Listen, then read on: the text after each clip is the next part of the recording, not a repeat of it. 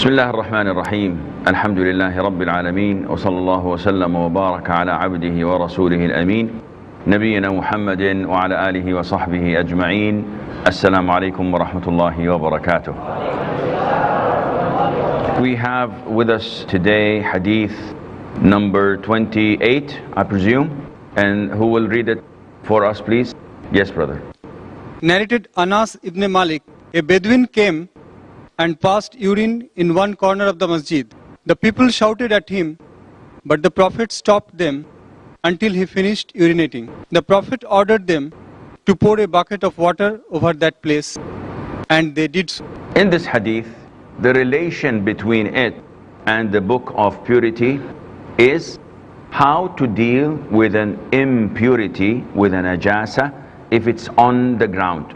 Now this hadith has a longer version, and it's an authentic hadith.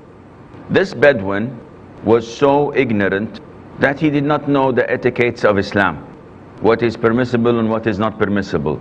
In the Sunan, this man, the Bedouin, prayed with the Prophet ﷺ, a particular prayer, and during the prayer, while he's with the Prophet in prayer with the companions, he said, "Oh Allah," in a loud voice, so everybody heard it. He said, "Oh Allah, forgive Muhammad and me, and don't forgive anyone else. Forgive for Muhammad ﷺ and myself, and do not forgive the sins of anyone else." After the Prophet finished the prayer ﷺ, he brought the man and he said, "My friend, my brother, you have made a very wide thing so narrow and limited. Allah's mercy is much, much bigger than only to occupy myself and you." After a while, the man went into a corner of the masjid, uplift his skirt or his apron or his lower garment, and started to urinate. The companions, may Allah be pleased with them, saw him. He started shouting and screaming and wanted to attack the man. The Prophet ﷺ, with his wisdom, with his mercy, he knew that the harm has been already done. The man started urinating, so the harm is done, and he measured the pros and the cons. So the pros were to stop him. The cons, however, if the companions pursued him and attacked him or shouted at him, he would be frightened, and instead of the impurity be restricted in one area, the man will be frightened and maybe run away. He will put urine on his clothes, on his body, and elsewhere in the masjid while running. So what is the best? The best is wait for him until he finishes. Don't frighten him so that you would not harm him physically if he has to cut himself from or stop himself from urinating.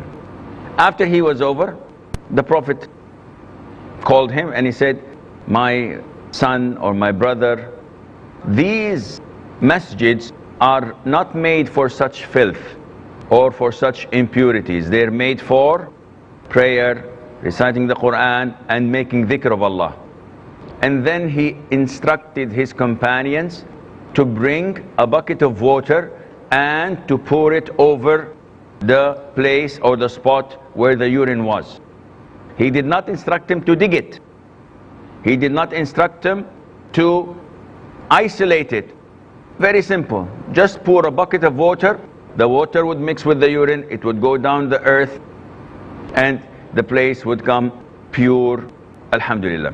So from this hadith, the scholars have said and concluded that we must remove the impurity in order for the spot to be clean.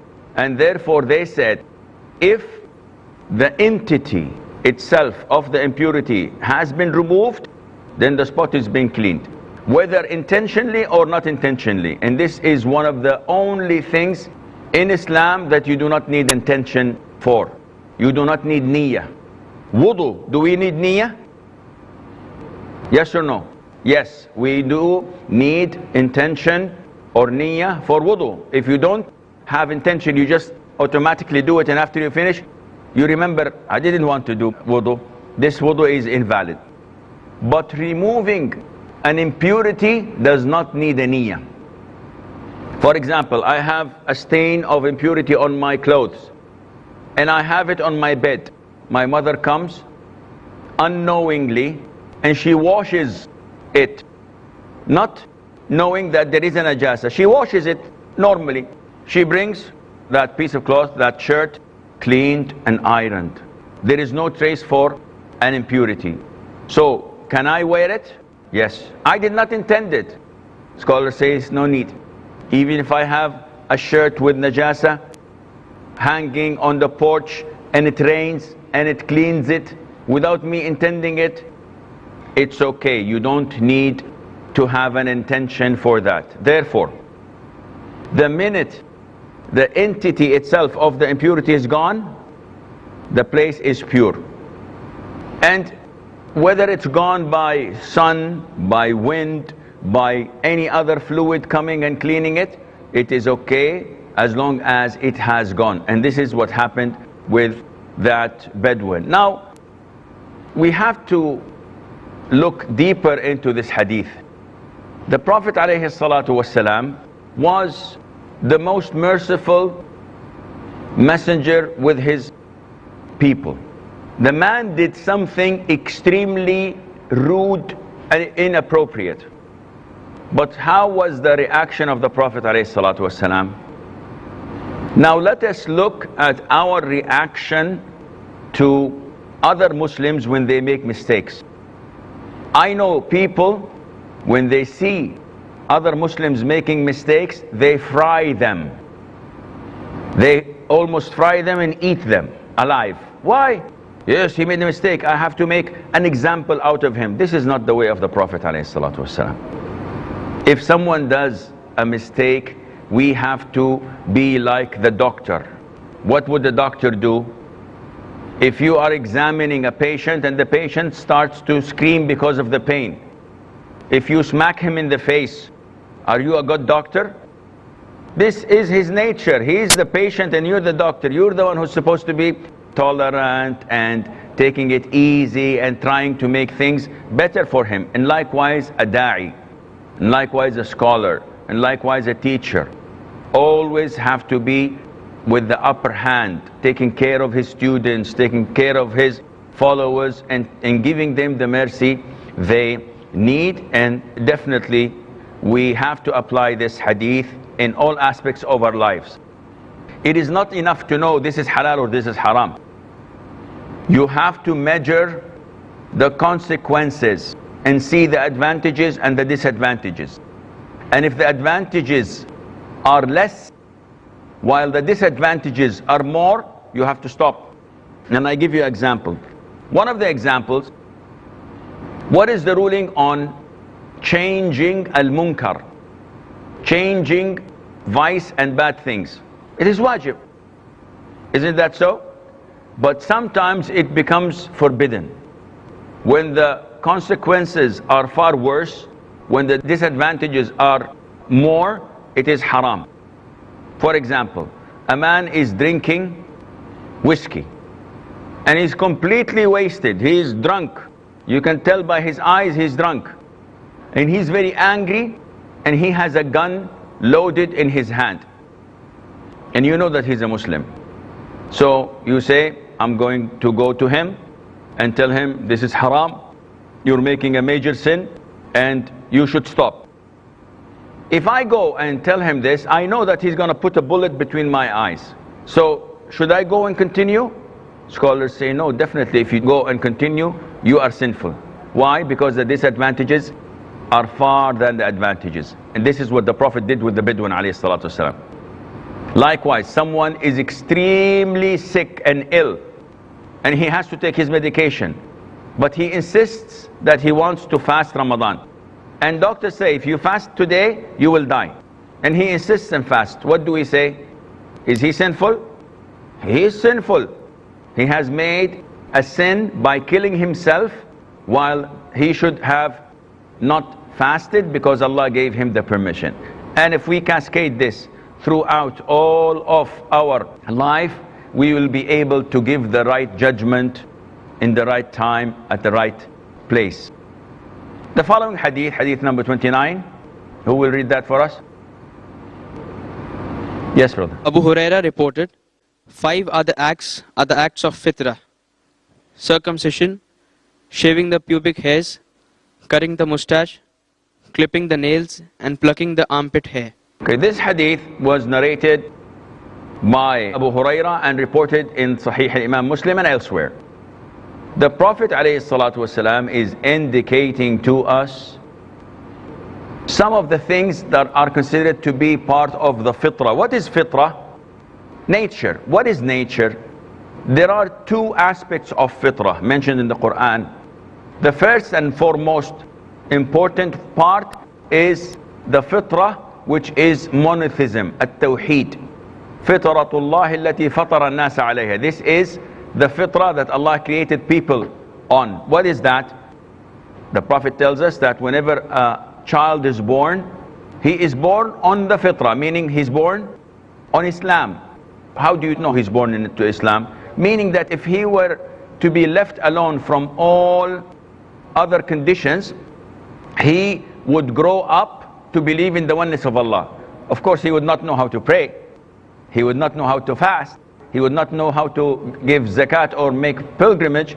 But the fitrah that Allah is speaking about in the Quran is the monotheism that He created people on. We have a break, so stay tuned, inshallah. We'll be right back. Alhamdulillah, wassalatu wassalamu ala rasulillah wa alihi wa sahbihi wa man ihtada bihudah, and welcome back. So fitrah has 2 meanings. The first, monotheism. This is mentioned in the Quran. And then there is the fitrah that the Prophet mentioned to us in a number of hadith. Hadith of Abu Huraira is one of them, mentioning 5. There is hadith of Aisha, mentioning 10, as in Sahih Imam Muslim. And in this hadith, the Prophet says that circumcision is part of the fitrah. And why is circumcision mentioned in this chapter dealing with purity? Because for men, circumcision is part of perfecting your purity. It is the foreskin that the child is born with on the top of his private part. And the sunnah is on the 7th day is to remove it entirely or most of it. So that if it was not removed, once urinating, there will be still traces of urine because of that foreskin. And circumcision is mandatory for males in Islam. And this is the most authentic opinion. It is part of the nature of human beings. And that is why Ibrahim, peace be upon him, was instructed to circumcise when he was 80 years old. And he circumcised with an axe or with a hammer. Peace and blessing be upon him. And regarding female circumcision, it is an issue of dispute among scholars. The most authentic opinion, after gathering all information, it is recommended. It is not a mandatory. That is why a lot of the Muslims don't do it. Because to do it, you need a professional surgeon who has the ability and the knowledge, because it's a very delicate operation. Therefore, a lot of the Muslims don't do it, though it is recommended. But for males, it is mandatory and obligatory because it affects their purity and it affects their prayer. And the funny thing is, we are more Christian than the Christians, as some would like to say, because we love Jesus Christ, we believe in His miraculous birth, and we circumcise. And the majority of Christians nowadays who claim to love Jesus do not circumcise. So this shows you that our religion comes in line of all divine religions of Allah Azza wa Jal. It is not different than it. It follows the same methodology and the same law of Allah. So the first thing is circumcision. The second thing is removing or shaving the pubic hair. And this is for both males and females. This is part of the sunnah. Is it mandatory or not? This is an issue of dispute among scholars. The most authentic opinion is that it is mandatory, providing it does not exceed 40 days. So you can have the pubic hair, you can have the armpit, you can have the nails, you can have your mustache without cutting it short, providing it does not exceed 40 days. So if it exceeds 40 days, it becomes mandatory to remove these things. Some scholars, like Imam Nawawi, may Allah have mercy on his soul, said that even if it did not exceed 40 days, if a person leaves his fingernails or his pubic hair for a week or two and then finds out that it had grown a lot and it is not healthy, it is not hygienic, it is not clean, then he must remove that, even if it's less than 40 days. And most Muslims nowadays do it every 7 days. They shave their pubic hair, as in the hadith. They cut their mustache. Some of them shave their mustache altogether, and it's a difference of opinion among scholars. The most authentic, you do not shave it. You simply trim it to the roots, very little, but you do not shave it. You have to leave traces of it. And clipping the nails. And we all know that these nails, if you keep them, if you grow them, they are bad place for keeping dirt and for keeping unhealthy things. And plucking the armpit. Plucking the armpit for both men and women. And the problem is that nowadays, if you go to the gym or if you go to a swimming pool and the brothers are swimming and they take off their shirts, if they raise their hands, you will see the jungles of Africa. People have never cleaned themselves. What is this, brother? Why don't you remove this filth and hair as the sunnah is? He said, no, I don't want to look like women. Well, this is not women, this is the Prophet who used to do it. The most man of all men, sallallahu alayhi wasallam. And he instructed you to do it, so you have no excuse. And most of the Muslims do this before Jum'ah, maybe on Thursday, part of washing and cleaning and of their normal routine. There is no sunnah in doing it on Friday. There is no sunnah on removing this hair and clipping your nails on Friday. But if you do it because it is a week of weekend and a holiday and maybe you're preparing for Jum'ah, I hope inshallah that there is nothing wrong in that. And we move on to hadith number 30. Who will read hadith 30 for us? Narrated Abu Huraira that he met the Prophet of Allah in some of the streets of Medina while he was junub. I slipped away, went and took a bath.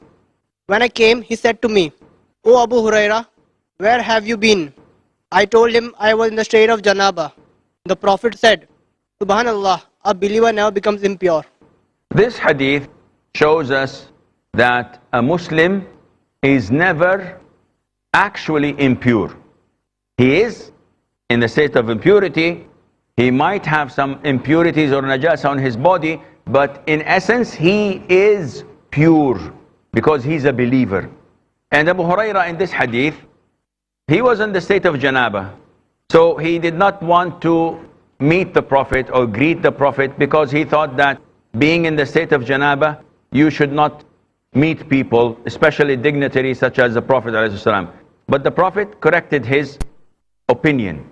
And he told him, no, the mu'min is never impure. Even if you were on the state of janaba, you're still a mu'min, you're still a believer. I can give salam to you, I can talk to you, I can eat with you. There is nothing wrong in that. However, it shows us how the companions of the Prophet ﷺ used to deal with the Prophet in all honor, respect, and dignity. And we also learn from this hadith that when a person is in the case or in the state of sexual impurity, he does not have to hide from people. Some people think that if you're in the state of sexual impurity, you must not leave the house.